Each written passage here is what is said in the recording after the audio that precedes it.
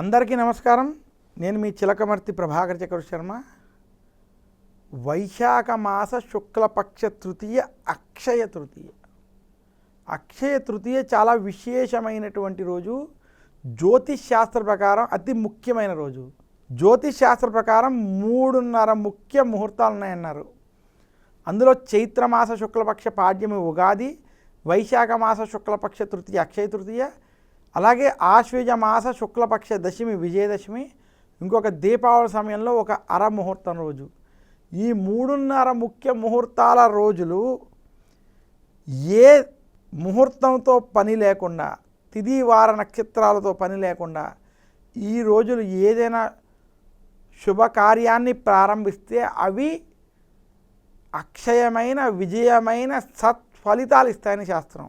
అటువంటి 3.5 ముఖ్య ముహూర్తాల్లో అక్షయ తృతీయ ప్రత్యేకమైంది. అక్షయ తృతీయ అంటే చాలామంది బంగారం కొనాలని పొరపాటు పడుతున్నారు. ఈరోజు ధర్మబద్ధమైన పని ఏదైతే మనం ఆచరిస్తామో అది అక్షయమైన అంటే రెట్టింపు ఫలితాన్ని ఇస్తుంది. ఉదాహరణకి విద్యార్థులు కొత్త విద్య లేదా విద్యపరమైనటువంటి ప్రారంభించుకుంటే వారికి ఈ సంవత్సరం అంతా కలిసి వచ్చి విద్య అక్షయం అవుతుంది. అక్షయం అంటే క్షయము కానిది, వృద్ధి చెందేది అని. అలాగే ఈరోజు పుణ్యాన్ని ఆచరించేటువంటి పనులు చేయాలి కాబట్టి దానికి సంబంధించి ఈరోజు చేసేటువంటి దానం కొన్ని కోట్ల రెట్ల ఫలితాలను ఇస్తుంది. మామూలు రోజుల కన్నా విశేషం.